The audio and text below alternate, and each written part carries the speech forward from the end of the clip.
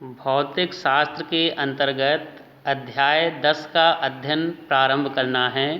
अध्याय का नाम है प्रिज्म में अपवर्तन। इस अध्याय का पहला प्रश्न है, प्रिज्म किसे कहते हैं। सबसे पहले प्रिज्म के बारे में जानना है कि प्रिज्म क्या होता है। प्रिज्म एक ऐसा समांगी पारदर्शी माध्यम है जो किसी कोण पर झुके दो समतल पृष्ठों के बीच घिरा होता है। ऐसा पारदर्शी माध्यम होता है जो किसी कोण पर झुके हुए दो समतल पृष्ठों के बीच में घिरा रहता है। दूसरे शब्दों में कह सकते हैं कि ऐसा समांगी माध्यम जो तीन आयताकार और दो त्रिभुजाकार आकृतियों से मिलकर बना होता है। तीन आयताकार और दो त्रिभुजाकार आकृतियों से मिलकर बना होता है। ऐसे समांगी माध्यम को प्रिज्म कहा जाता है। तो ये दो परिभाषाएं हैं। पहली परिभाषा क्या है कि ऐसा समांगी पारदर्शी माध्यम जो किसी कोण पर झुके दो समतल पृष्ठों के बीच में घिरा रहता है। एक समतल पृष्ठ देखो ये है, ये तीर का निशान जहाँ मैंने लगाया, और एक समतल पृष्ठ ये है। तो दो समतल पृष्ठों के बीच में घिरा हुआ ऐसा पारदर्शी माध्यम होता है, उसे प्रिज्म कहते हैं। और दूसरे शब्दों में दूसरी परिभाषा कह सकते हैं कि तीन आयताकार और दो त्रिभुजाकार आकृतियों से मिलकर बनी हुई आकृति को या बने हुए समांगी माध्यम को प्रिज्म कहा जाता है। तो ये है प्रिज्म। प्रिज्म जैसे कि यहाँ पर नीचे चित्र में बना हुआ दिख रहा होगा, प्रिज्म की आकृति इसी प्रकार की होती है। 12th क्लास में प्रिज्म का प्रैक्टिकल भी है। प्रिज्म का ये नीचे वाला जो हिस्सा है इसको प्रिज्म का आधार कहा जाता है, और ये जहाँ ये तीर के निशान ऊपर लगे हुए हैं ये दोनों अपवर्तक पृष्ठ कहलाते हैं। कहीं पर भी प्रिज्म को यदि बनाना है हमको तो इस प्रकार की त्रिभुज की आकृति बनाई जाती है। किसी भी व्यंजक में हमको त्रिभुज बनाना है, प्रिज्म बनाना है तो त्रिभुज की आकृति बना देते हैं। इस त्रिभुज की आकृति में एक अपवर्तक पृष्ठ ये होता है, एक अपवर्तक पृष्ठ ये होता है, और नीचे ये आधार होता है, और ऊपर यहाँ पर ये वाला जो कोण है इसे प्रिज्म का कोण कहा जाता है। यहाँ पर ये ध्यान रखना है आपको कि प्रिज्म का कोण 60 अंश माना जाता है। दूसरा प्रश्न जो हम लोगों को पढ़ना है, प्रश्न क्रमांक 2। प्रश्न है, प्रिज्म के पदार्थ के अपवर्तनांक का व्यंजक निगमित कीजिए। प्रिज्म जिस पदार्थ का बना हुआ है उस पदार्थ के अपवर्तनांक का व्यंजक निगमित करना है। दूसरे प्रकार से भी इस प्रश्न को पूछा जा सकता है, सिद्ध कीजिए कि म्यू बराबर साइन ए प्लस डेल्टा एम बटे 2 और साइन ए पूरे के बटे में साइन ए बटे 2। तो ये इस प्रकार से भी जो है प्रश्न पूछा जा सकता है। इस अध्याय का मोस्ट इम्पॉर्टेंट प्रश्न है, परीक्षा की दृष्टि से महत्वपूर्ण प्रश्न है, इसलिए इसको अच्छे से अध्ययन करना है। व्यंजक निगमित करने के लिए सबसे पहले देखते हैं चित्र। चित्र में क्या है देखो, इस प्रकार से मान लेते हैं कि ये ABC एक प्रिज्म है। मैंने अभी इसके पहले आपको बताया था कि कहीं भी प्रिज्म बनाना है तो त्रिभुज की आकृति बनाई जाती है। तो मान लेते हैं कि ABC एक प्रिज्म है। इस प्रिज्म की जो AB भुजा है और जो AC भुजा है ये कौन सा पृष्ठ कहलाता है, ये दोनों ही अपवर्तक पृष्ठ कहलाते हैं। तो बता देंगे कि ABC एक प्रिज्म है, AB और AC इसके अपवर्तक पृष्ठ हैं, और ऊपर वाला जो ये वाला जो कोण है ये प्रिज्म का कोण है। अब एक प्रकाश की किरण PQ दिशा में इस प्रकार से आपतित होती है। देखो किस पृष्ठ पर आपतित हो रही है, AB पृष्ठ पर। PQ दिशा में एक प्रकाश की किरण AB पृष्ठ पर आपतित होती है। प्रकाश की किरण कहाँ जा रही है? विरल माध्यम से सघन माध्यम में। अंदर कांच में जा रही है ना, प्रिज्म किसका बना है? कांच का। तो कांच में जा रही है, मतलब विरल माध्यम से सघन माध्यम में। वायु से कांच में जा रही है, विरल माध्यम से सघन माध्यम में जब जाती है तो ये इस प्रकार से जाना चाहिए था। देखो इस तरफ, इसको जिधर ये डॉट लाइन से रेखा बनी हुई है इस तरफ जाना चाहिए था, लेकिन ये अभिलंब की ओर झुककर इस दिशा में चली जाती है, QR दिशा में ऐसे चली जाती है। अब जैसे ही बिंदु R पर ये प्रकाश की किरण पहुंचती है तो अब प्रकाश की किरण कांच से वायु में जा रही है, मतलब सघन माध्यम से विरल माध्यम में जा रही है। हमने पहले बताया था सबसे सघन कांच होता है, फिर उससे विरल जल होता है, और फिर जल से भी विरल क्या होती है? वायु होती है। तो प्रकाश की किरण सघन माध्यम से विरल माध्यम में जा रही है, मतलब इसको किस तरफ जाना चाहिए था? देखो इधर जाना चाहिए था, इस तरफ, लेकिन इस तरफ ना जाकर ये क्या हो गई? अभिलंब से दूर हट गई है। इस प्रकार से अभिलंब से दूर हटकर किस दिशा में चली जाती है? RS दिशा में चली जाती है। ठीक है, तो ये हो गया। अब यहाँ पर ध्यान देना है, अभी तक अभिलंब नहीं बताए हैं। ये जरूर कह रहे हैं कि अभिलंब की ओर झुक जाती है या अभिलंब से दूर हट जाती है, लेकिन अभिलंब नहीं बताए हैं इसमें। तो अभिलंब कहाँ है? अभिलंब है, एक अभिलंब है ये MO, ये जो रेखा है ये बिंदु Q पर अभिलंब है MO, और दूसरा अभिलंब कौन सा है? ON या NO, ये वाली रेखा। ये दोनों क्या हैं? अभिलंब है। एक बिंदु Q पर अभिलंब है और एक बिंदु R पर अभिलंब है। तो ये दोनों अभिलंब हैं, है ना। जैसे कि हमने बताया था कि बिंदु Q पर प्रकाश की किरण को इस तरफ जाना चाहिए था, लेकिन इस तरफ ना जाकर अभिलंब की ओर झुक गई, इस तरफ झुक गई। क्यों झुक गई? क्योंकि ये सघन विरल माध्यम से सघन माध्यम में जा रही थी। और बिंदु R पर हमने बताया था कि प्रकाश की किरण अभिलंब से दूर हट जाती है, तो अभिलंब से दूर किस तरफ गई है? इस तरफ गई।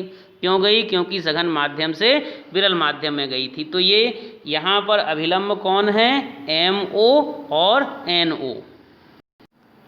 अब अभिलंब जब इस पे डाल देंगे तो ध्यान देना है, देखो ये जो रेखा है PO रेखा, ये आपतित किरण है, और ये अभिलंब है ये MO। तो आपतित किरण और अभिलंब के बीच में यहाँ पर आपतन कोण बनेगा, जिसको I नाम दिया गया, I1 नाम दिया गया है। आपतन कोण को I लिखते हैं ना, तो यहाँ पर आपतन कोण I1 मान लिया। फिर ध्यान देना है, ये वाली जो रेखा है Q से R तक जो जा रही है, ये रेखा कौन सी रेखा है? अपवर्तित किरण है। तो अपवर्तित किरण और अभिलंब के बीच में ये यहाँ पर इस स्थान पर R1 कोण बन रहा है। अपवर्तन कोण को R लिखा जाता है, तो यहाँ पर अपवर्तन कोण R1 मान लिया। अब क्या करते हैं? अब यहाँ पर देखते हैं बिंदु R पर ये अभिलंब है, ये वाली रेखा। तो ये अभिलंब है और ये वाली जो रेखा है ये अपवर्तित किरण है। तो अभिलंब और अपवर्तित किरण के बीच में यहाँ पर अपवर्तन कोण बन जाएगा, और इसे R2 नाम दे देंगे, है ना। R1 और R2 क्यों लिख रहे हैं? क्योंकि इस प्रिज्म के अंदर दो अपवर्तन कोण बन रहे हैं, एक को R1 मान लिया, दूसरे को R2 मान लिया। अब यहाँ पर ध्यान देना है, यहाँ से ये वाली जो किरण है ये निर्गत किरण है, और निर्गत किरण और अभिलंब के बीच में ये जो कोण बनेगा, इस कोण को I2 यहाँ पर मान लिया। तो ये इस प्रकार से कोण यहाँ पर मान लेते हैं। इसके अतिरिक्त यहाँ पर ध्यान देना है,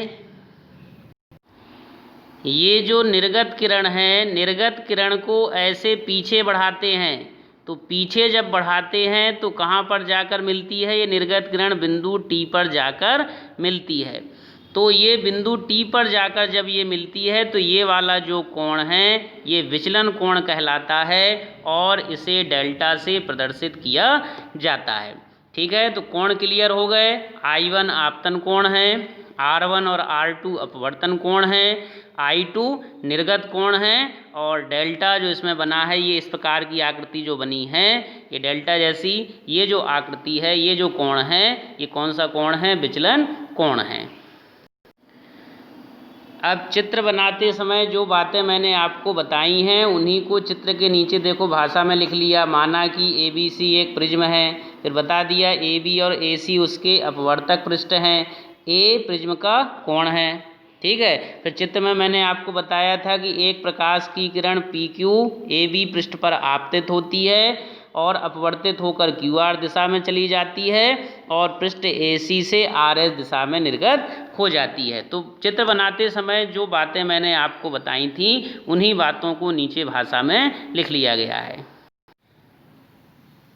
फिर इसके बाद मैंने बताया था कि AB के बिंदु Q पर MO लंब खींचते हैं, है ना। फिर जब लंब खींचेंगे तो कोण PQM क्या होगा, आपतन कोण होगा जिसे I1 नाम दिया गया है। कोण OQR अपवर्तन कोण होगा जिसे R1 नाम दिया गया है। इसी प्रकार से बिंदु R पर NO अभिलंब खींचते हैं तो इसमें कोण ORQ आपतन कोण होगा और कोण SRN अपवर्तन कोण या निर्गत कोण होगा। बिंदु Q की दृष्टि से जब बिंदु S पर जब देखेंगे तो चित्र में देखते हैं थोड़ा सा, ये है देखो बिंदु R की बात हो रही यहाँ पर। इस बिंदु R पर जब देखेंगे तो बिंदु R पर देखेंगे तो ये जो रेखा है ये आपतित किरण कहलाएगी और ये वाली जो रेखा है ये अपवर्तित किरण कहलाएगी। तो इसमें कंफ्यूज नहीं होना। मैंने आपको बताया था कि ये अपवर्तित किरण है तो यहाँ पर अपवर्तन कोण R2 बनेगा, तो अपवर्तन कोण R2 भी कह सकते हैं उसको। और यदि बिंदु R की दृष्टि से देखेंगे तो ये आपतित किरण है तो आपतन कोण R2 भी इसे कहा जा सकता है। इसी प्रकार से इस कोण को मैंने निर्गत कोण बताया था तो इसे निर्गत कोण भी कह सकते हैं। और बिंदु R की दृष्टि से यदि देखेंगे तो ये अपवर्तित किरण है तो इसे अपवर्तन कोण I2 भी कहा जा सकता है। तो भाषा में कंफ्यूज नहीं होना है। फिर इसके बाद एक कोण बता देंगे। कोण बताने के बाद फिर मैंने आपको बताया था कि PQ को आगे बढ़ाते हैं और जो निर्गत किरण SR है या RS है उसको पीछे बढ़ाते हैं और पीछे बढ़ाने पर दोनों कहाँ मिलते हैं, बिंदु T पर मिलते हैं और बिंदु T पर जब मिलते हैं तो वहाँ पर विचलन कोण डेल्टा बनता है। तो चित्र बनाते समय जो बातें मैंने आपको बताई हैं उन्हीं बातों को यहाँ पर भाषा में लिख लिया गया है। अब यहाँ पर थोड़ा सा चित्र में ध्यान देना है। चित्र में यहाँ पर ध्यान देना है, ये जो त्रिभुज बन रहा है TQR, इस त्रिभुज को लेना है। देखो ये यहाँ से यहाँ तक ये जो त्रिभुज बन रहा है इस त्रिभुज को लेना है। ऐसी आकृति है देखो त्रिभुज की आकृति ये इस प्रकार की है, ये ऐसा त्रिभुज है। तो इस त्रिभुज में ये बाहर वाला जो कोण है इसको बहिष्कोण कहा जाता है। इसके पहले भी पढ़ चुके हैं बहिष्कोण आप लोग। अवतल पृष्ठ के लिए अपवर्तन सूत्र जब निकाला था तो उस समय बहिष्कोण बताया था मैंने। तो बाहर त्रिभुज के बाहर ये जो डेल्टा कोण बन रहा है ये बहिष्कोण है और ये बहिष्कोण किसके बराबर होता है, अंदर के ये वाले जो कोण हैं, ये नीचे जो कोण हैं इन कोणों के योग के बराबर होता है। बहिष्कोण आंतरिक कोणों के योग के बराबर होता है। ठीक है, तो यहाँ पर ध्यान देना। देखो यहाँ पर T लिखा है, यहाँ पर Q लिखा है, यहाँ पर R लिखा है और ये रेखा आगे जो गई है इस पर U लिखा है। ठीक है, तो अब बहिष्कोण कौन सा है, ये वाला, ये जहाँ पर डेल्टा लिखा है, इसका नाम क्या होगा, नाम हो जाएगा कोण UTR। ये जो कोण है इसका नाम क्या होगा, UTR, बहिष्कोण जो है। और अंदर के कोण कौन कौन से होंगे, एक Q पर बन रहा है एक R पर, तो Q पर बन रहा है उसका नाम हो जाएगा TQR और जो R पर बन रहा है उसका नाम हो जाएगा TRQ। नाम लिखते समय ध्यान देना है, जहाँ पर कोण बन रहा है उसको बीच में लिखना है। तो अब देखते हैं, इसी को लिख रहे हैं। देखो आगे, अभी मैंने आपको जो त्रिभुज बताया है देखो वही त्रिभुज यहाँ पर लिख लिया, त्रिभुज TQR। और उस TQR त्रिभुज में वही बहिष्कोण का नाम क्या होगा, कोण UTS भी लिख सकते हो और UTR भी लिख सकते हो, उसमें कंफ्यूज नहीं होना है। ठीक है ना, तो UTR भी लिख सकते हो, UTS भी लिख सकते हो। R के आगे S लिखा है ना तो S तक लिख लिया उन्होंने। ठीक है, अब बराबर में किसके बराबर था, अंदर के कोणों का योग। तो अंदर के कोण कौन कौन से थे, मैंने बताया था, एक Q पर बन रहा है, एक R पे बन रहा है। तो देखो यहाँ पर लिखा है कोण TQR, बीच में लिखा है ना देखो Q, और प्लस कोण TRQ, Q और R पर बन रहा है, तो उनको बीच में लिखा गया देखो, ठीक है। अब UTS का मान क्या है, डेल्टा है, तो वो रख दिया। कोण TQR, ध्यान देना इसका मान क्या होगा। ये ऐसी आकृति देखो बनी हुई है, वहाँ पर जो चित्र है, चित्र में ऐसी बना है ना देखो, है ना। ये ऊपर वाला हिस्सा जहाँ मैंने सही का निशान लगाया है, इसी त्रिभुज को लिया है। अब इस त्रिभुज में हमको कौन सा कोण निकालना है, ये Q वाला कोण। तो Q वाले कोण का मान कितना होगा ये देखना पड़ेगा, और कौन सा R वाला कोण निकालना है, तो इस R वाले कोण का मान कितना होगा ये यहाँ पर देखना है। अब इस चित्र में देखना है, देखो एक रेखा यहाँ से यहाँ तक गई है ऐसे, और एक रेखा यहाँ से यहाँ तक ऐसे आई है, ठीक है। अब ये वाला जो कोण है ये I1 है, और ये पूरा कोण भी क्या होगा, I1 होगा। क्यों होगा पूरा कोण I1, क्योंकि ये दोनों शीर्षाभिमुख कोण हैं, ऊपर नीचे है ना दोनों कोण। तो ये वाला कोण यदि I1 है, तो ये नीचे वाला कोण भी क्या होगा, I1 होगा। तो ऐसी आकृति है देखो, ऐसी ये इस प्रकार की आकृति है ना, ये इधर वाला कोण I1 है, तो इधर वाला पूरा कोण भी क्या होगा, यहाँ पर I1 होगा। और इसी I1 में से एक रेखा ऐसे बीच से गई है, यहाँ पर ये देख सकते हो, देखो ये यहाँ से ऐसे गई है रेखा, चित्र में देखो ये है ना। तो ये रेखा गई है, इस रेखा के इस तरफ नीचे तरफ यहाँ R1 लिखा है। मान निकालना है हमको कौन सा, ये ऊपर वाला मान निकालना है, ये वाला। और नीचे पूरा मान है I1 और नीचे वाला मान है R1, और मान कौन सा निकालना है, ऊपर जहाँ सही का निशान लगा है ये वाला। तो ऊपर वाला मान कैसे निकलेगा, तो पूरे I1 में से R1 यहाँ पर घटा देंगे, तो ये ऊपर वाला मान निकल आएगा, जो सही का निशान लगा है वो मान निकल आएगा। इसी प्रकार से दूसरा मान निकालना है कौन सा, ये R वाला, दूसरा मान R वाला निकालना है। तो इसमें भी ध्यान देना, देखो एक रेखा ये ऐसे गई है यहाँ से यहाँ तक, और एक रेखा ये यहाँ से यहाँ तक आई है ऐसे। तो ये इस तरफ वाला कोण I2 है, तो ये पूरा इस तरफ वाला कोण भी क्या होगा, पूरा I2 होगा। इस तरफ वाला पूरा कोण जो I2 है, उसमें से ये नीचे वाला R2 घटा देंगे, तो ऊपर वाला जो R हमको निकालना है वो निकल आएगा। तो स्पष्ट हो गया, क्या स्पष्ट हो गया, जो R वाला कोण है, R वाले कोण का मान क्या होगा, I2 में से R2 घटाना है, और जो T वाला कोण, जो Q वाला कोण है, उसका मान क्या होगा, I1 में से R1 घटाना है। तो यहाँ पर देख सकते हैं, देखो UTS का मान डेल्टा हो गया, Q वाला जो कोण है उसका मान I1 माइनस R1 हो गया, और R वाला जो कोण है इसका मान I2 माइनस R2 हो गया। बीच में प्लस का निशान था दोनों कोणों के बीच में, तो यहाँ पर प्लस का निशान लगा है। अब डेल्टा की जगह पे डेल्टा आ जाएगा। I वाले मान एक साथ लिख लिए देखो, और R वाले मान अलग लिख लिए। I वाले मान दोनों प्लस के थे, तो I1 प्लस I2 हो गया। R वाले मान दोनों माइनस के थे, तो दोनों माइनस के लिखे हैं, माइनस का R1 माइनस का R2। तो R वाले मान अलग और I1 वाले मान अलग लिख लेते हैं इस प्रकार से। अब क्या करेंगे, डेल्टा की जगह पे डेल्टा आ जाएगा, बराबर में I1 प्लस I2 की जगह पे I1 प्लस I2 आ जाएगा। पीछे जो R वाले मान लिखे हैं उन दोनों में माइनस कॉमन हो जाएगा, माइनस कॉमन होगा तो प्लस का R1 और प्लस का R2 आ जाएगा। तो अगला स्टेप यही हम लोग यहाँ पर लिखने वाले हैं। तो यहाँ पर देख सकते हैं, देखो ये जो मैंने स्टेप आपको ऊपर बताया वो लिख दिया, देखो डेल्टा लिख दिया, बराबर में I1 प्लस I2 जैसा था वैसा लिख दिया, फिर माइनस कॉमन लेके ये R1 प्लस R2 आ गया। अब दूसरा त्रिभुज एक और इसमें लेना है, कौन सा त्रिभुज लेना है चित्र में देखते हैं।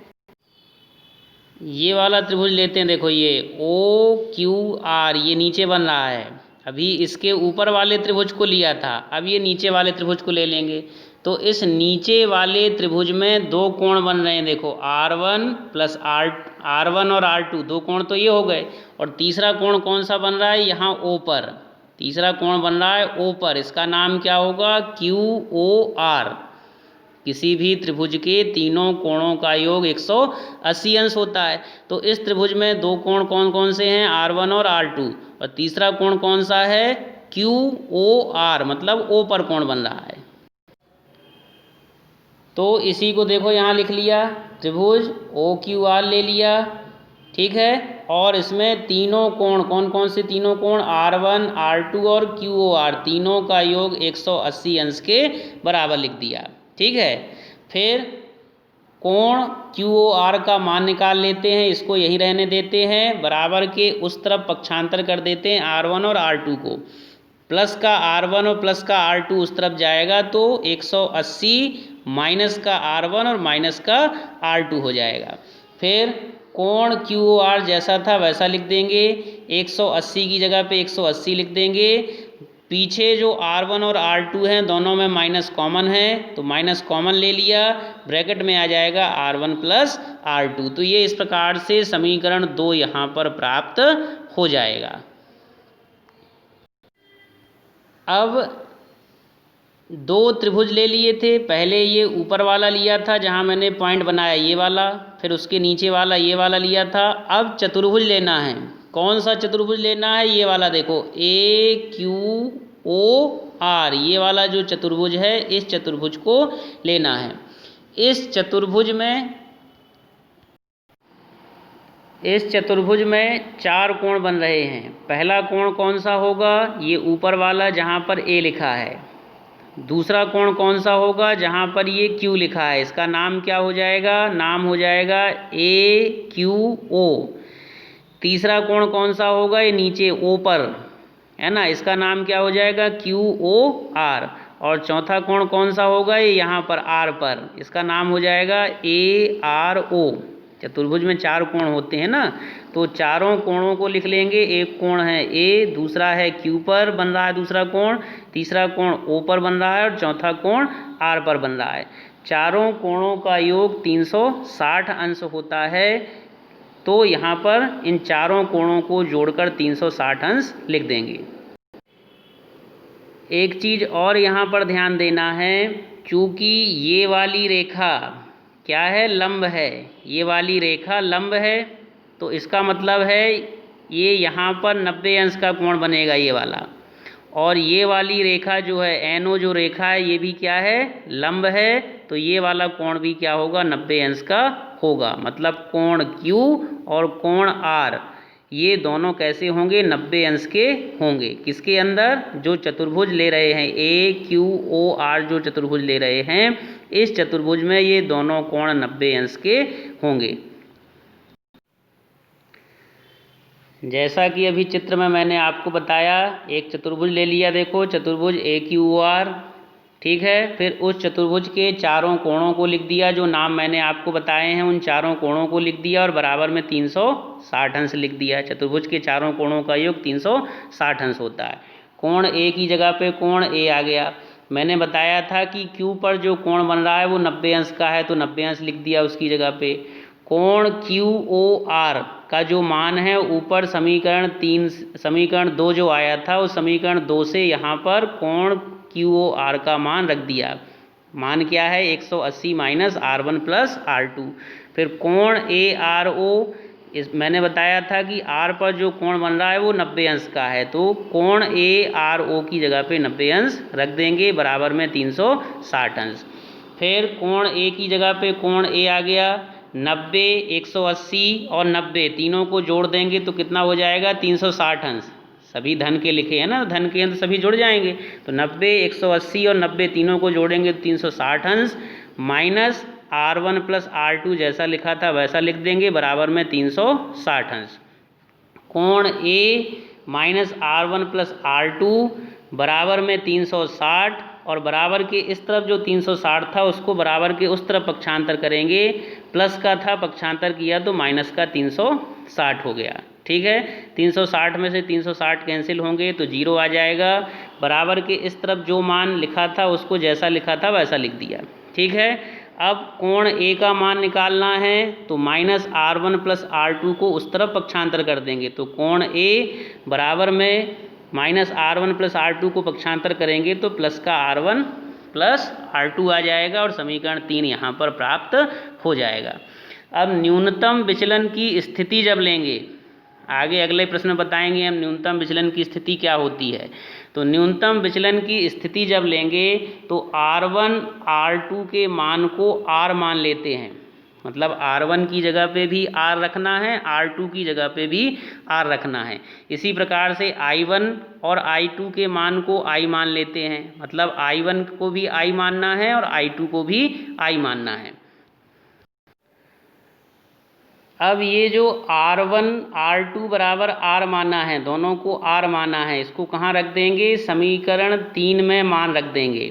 ऊपर ये यहाँ पर जहाँ पर मैंने सही का निशान लगाया है, इस सही के निशान में समीकरण 3 लिखा हुआ है।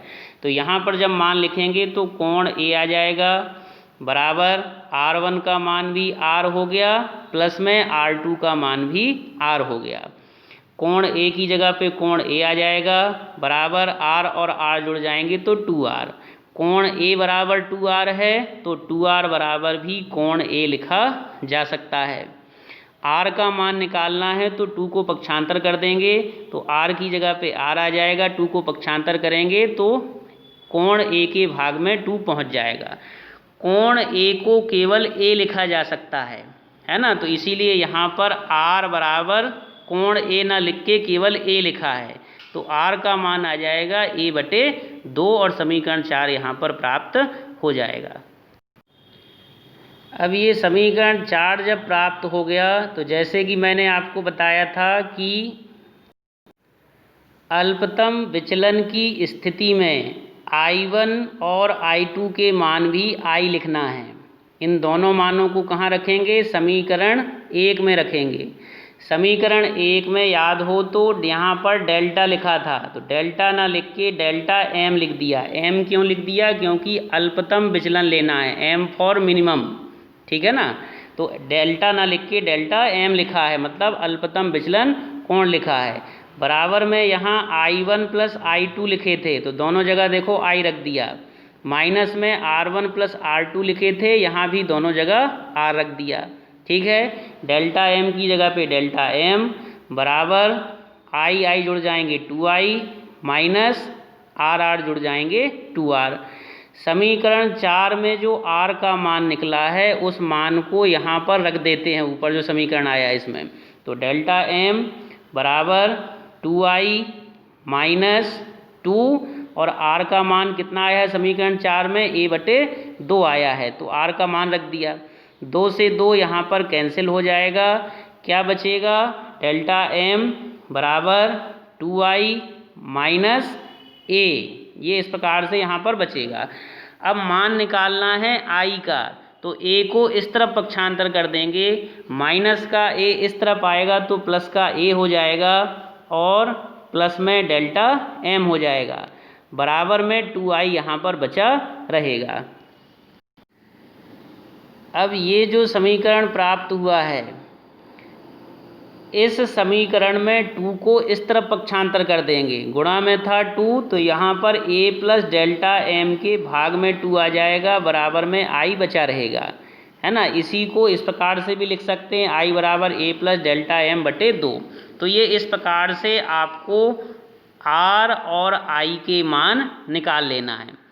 R और I के मान जब निकल आएँ तो स्नेल के नियम को लिखेंगे।